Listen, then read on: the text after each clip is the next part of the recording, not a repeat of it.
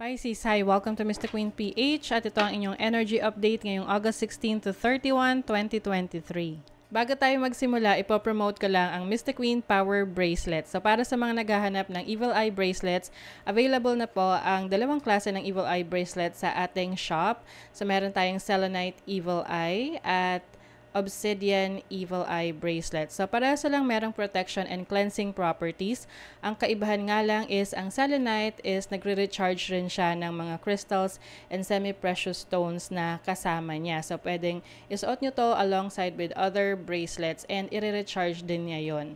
Ayan. And marami rin tayong iba pang mga bracelets dito for protection and also for healing, attraction ng money, love, and prosperity. Ayan. So, lahat po yan nasa aking online shop sa Lazada and Shopee. And meron na rin sa TikTok. So, pakicheck nyo na lang po. Lahat ng link ay nasa description. Happy shopping!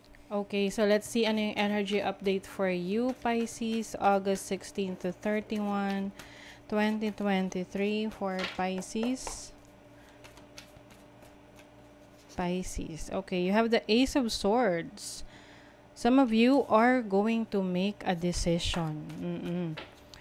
This can be decision sa career, sa relationship, dahil meron na kayong clarity. Naliwanagan na kayo. Alam nyo na kung ano yung dapat nyong gawin. Yes, you also have the World card. So this is completion. Maaring meron kang matatapos na cycle sa buhay mo. This can be a career, a relationship. Maaring you finally decided to take action sa mga pangarap mo para magpatuloy yung plano mo.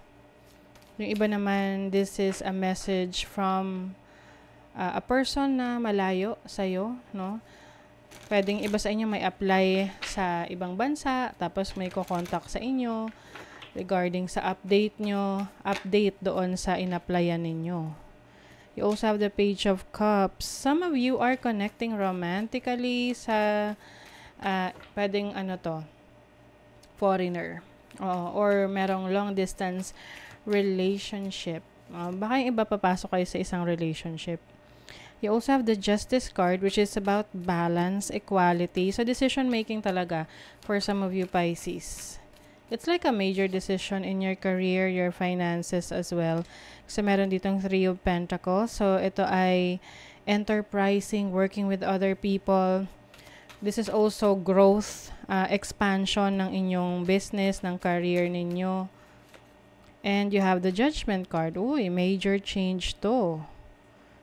Awakening and assessment. So, some of you, ina-assess nyo yung relationship ninyo, yung career ninyo, if you want to take it to the next level. So, example, sa relationship, kung kayo ay connecting with someone na, may distance, long distance relationship, isipin mo kung ipagpapatuloy mo ba to?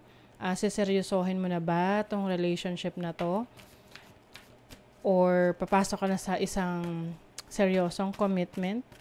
And if this is for career, maari namang i-assess mo yung situation mo if kontento ka na sa career na meron ka ngayon or takbo ng iyong finances ngayon. Dahil yung iba sa inyo, you are going to explore.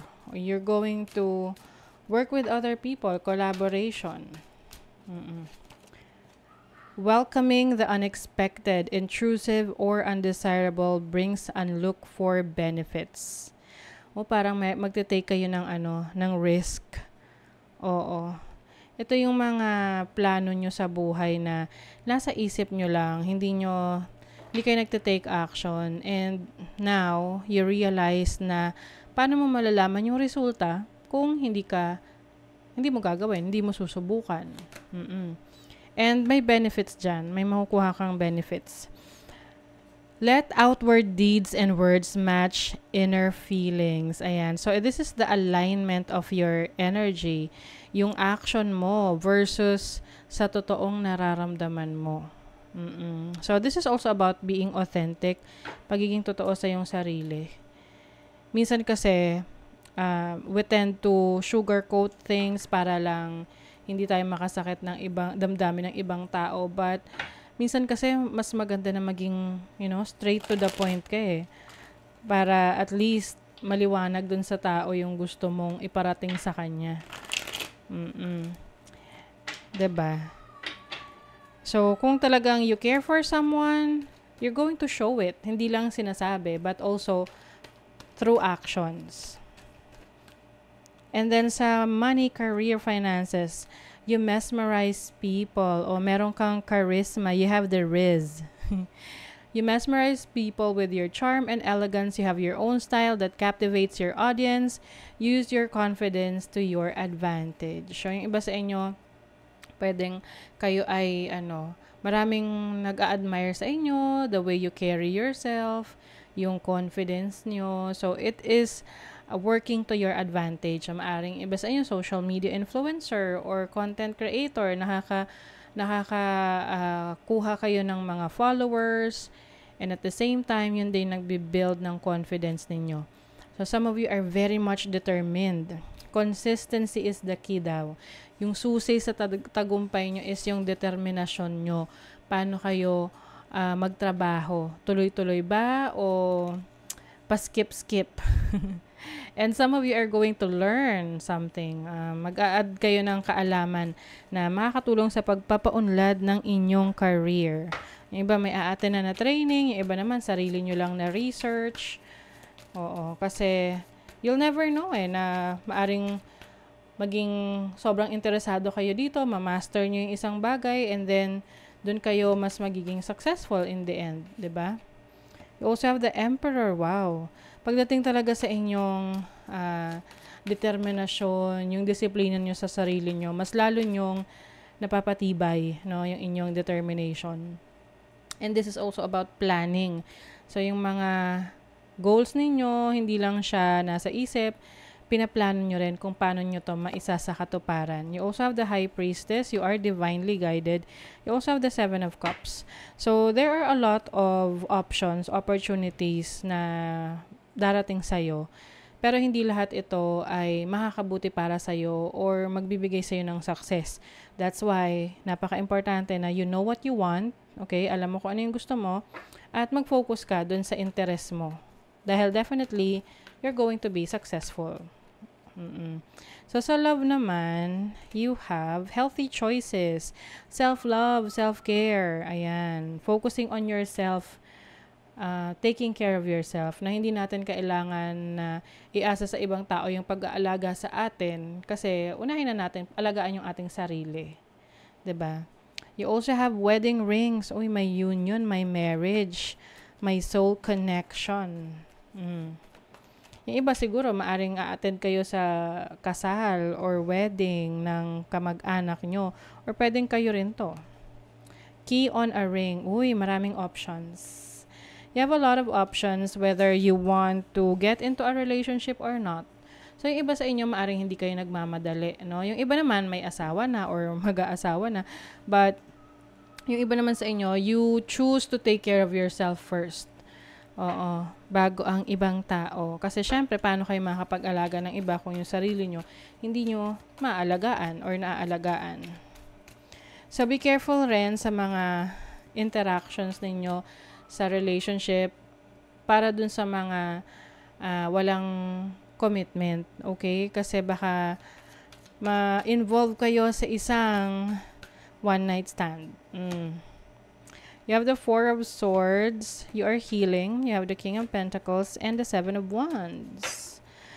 Some of you are healing from a heartbreak. So that's why you are choosing to do healthy things, no? So, iba, mas madalas na kayong matulog, nagre-recuperate kayo, you are recovering. Yung iba sa inyo, mas gusto nyo tahimik na buhay.